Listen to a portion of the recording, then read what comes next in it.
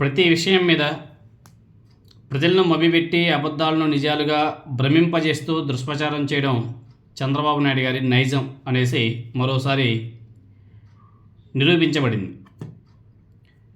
విశాఖపట్నం ఋషికొండ భవనాల సాక్షిగా ఎన్నికలకు ముందు రాజకీయ లబ్ధి పొందే కుట్రలో భాగంగా చంద్రబాబు నాయుడు గారితో పాటు కూటమి పార్టీలు సాగించినంత తప్పుడు ప్రచారం మనందరం కూడా చూసాం.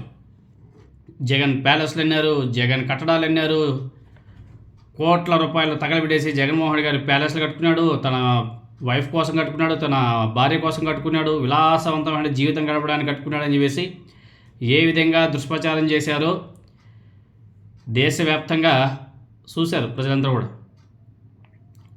ఋషికొండలో నిర్మించింది వైఎస్ఆర్సీపీ అధినేత జగన్మోహన్ రెడ్డి గారి ప్యాలెస్ కాదు, అది పర్యాటక శాఖ రిసార్ట్ అనేసి వాస్తవాన్ని చంద్రబాబు నాయుడు గారి ప్రభుత్వం బహిరంగంగానే అంగీకరించింది.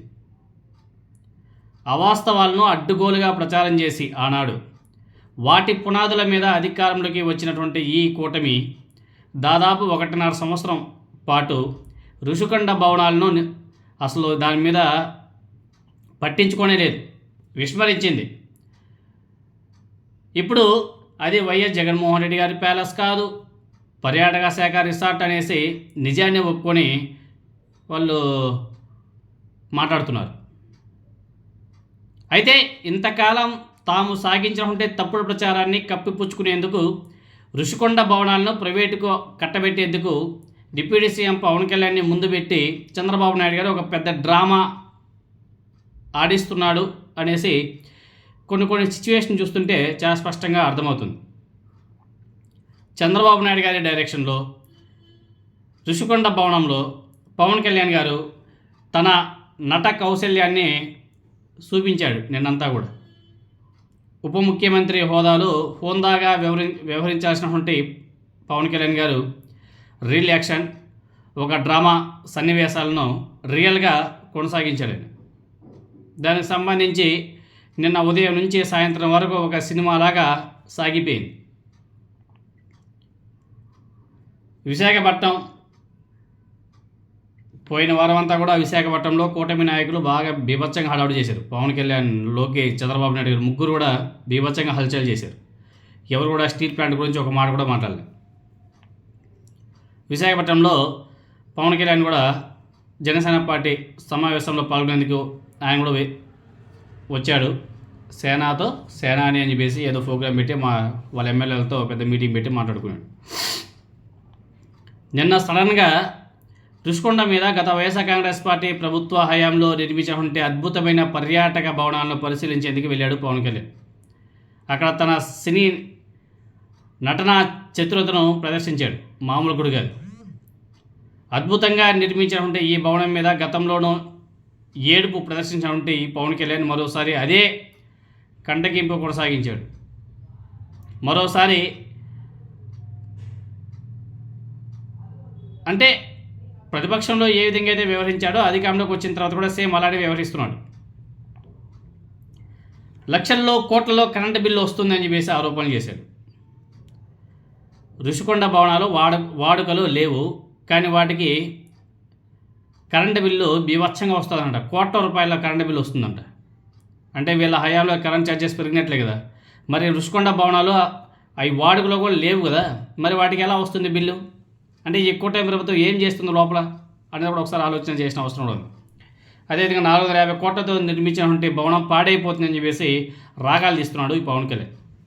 అసలు ఒకసారి వాస్తవంలోకి వెళ్తే ఋషికొండ మీద ప్రపంచమే మెచ్చుకోదగ్గ ప్రభుత్వ భవనాన్ని గత వైఎస్ఆర్ కాంగ్రెస్ పార్టీ ప్రభుత్వం నిర్మించింది. ఇక్కడ పాయింట్ ప్రతి ఒక్కరు గుర్తుపెట్టుకోవాలి, అది జగన్మోహన్ రెడ్డి గారి ప్యాలెస్ కాదు, టూరిజం శాఖ నిర్మించినటువంటి భవనాలు, ప్రభుత్వం నిర్మించినటువంటి భవనాలు. దీన్ని చూసి ఓరవలేక ప్రతిపక్షం ఉన్నప్పుడు ఈ నాయకులంతా కూడా విష ప్రచారం చేశారు.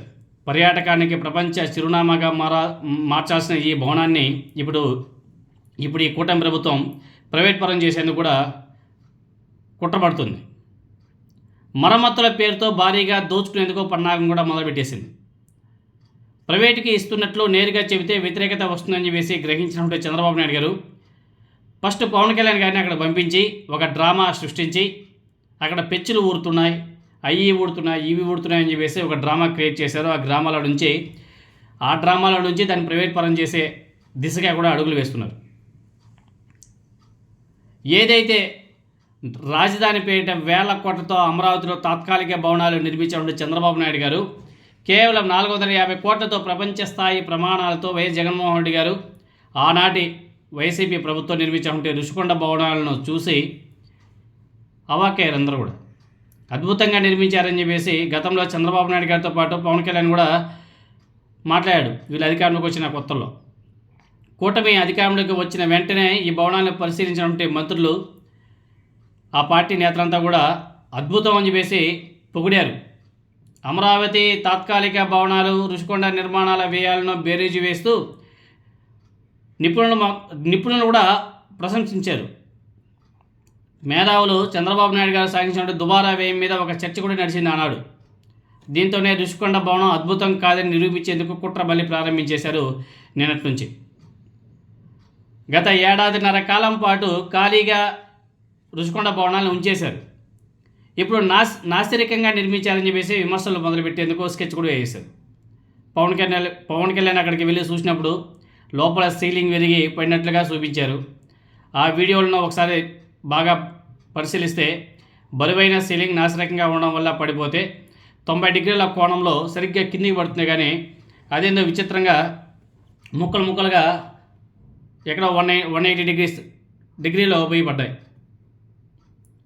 ఈ ముక్కలు కాస్త 90 డిగ్రీస్లో పడాల్సినవి ఎక్కడో దూరంగా పడ్డాయి. పైగా సీలింగ్ని చూస్తే రంపంతో ఎవరో కోసినట్టుగా చాలా స్పష్టంగా కనబడుతుంది. అంటే పవన్ కళ్యాణ్ వస్తున్నాడని చెప్పేసి తెలిసి ప్రభుత్వం ఇదే అదునుగా సీలింగ్ను కూడా విరగొట్టినట్టుగా అనుమానాలు కూడా వ్యక్తమవుతున్నాయి. ప్రభుత్వాలు మారిన తర్వాత వైసీపీ అధికారంలోకి వస్తే దీని మీద కూడా ఇన్వెస్టిగేషన్ చేసిన అవసరం ఉంది. దీని మీద కేసు కట్టాల్సిన అవసరం కూడా ఉంది. ఎవరు చేశారు, ఎందుకు చేశారు, ఎలా చేశారు, ఎక్కడ ఎలాంటి లీకులు లేకుండా సీలింగ్ ఎలా పడిపోతుందన్న విమర్శలు కూడా వినిపిస్తున్నాయి. ఇదంతా చూస్తే కావాలనే రుషికొండ భవనానికి ఒక చెడ్డ పేరు తెచ్చేందుకు డ్రామాలు ఆడుతున్నట్లు చాలా స్పష్టంగా అర్థమవుతుంది. ఇంకా రుషికొండ భవనాలకు భారీగా కరెంటు బిల్లు వస్తుందని చెప్పేసి పవన్ కళ్యాణ్ గారు మాట్లాడారు. నిర్మాణాలు దెబ్బతింటున్నాయని చెప్పేసి వాపోతున్నారు. అయితే పటిష్ట నిర్మాణాన్ని ఏడాదిన్నరగా వినియోగించుకోకుండా కూటమి ప్రభుత్వం నిర్లక్ష్యం ప్రదర్శించడం వల్లే ఈ పరిస్థితి వచ్చిందనేది నిజం కదా.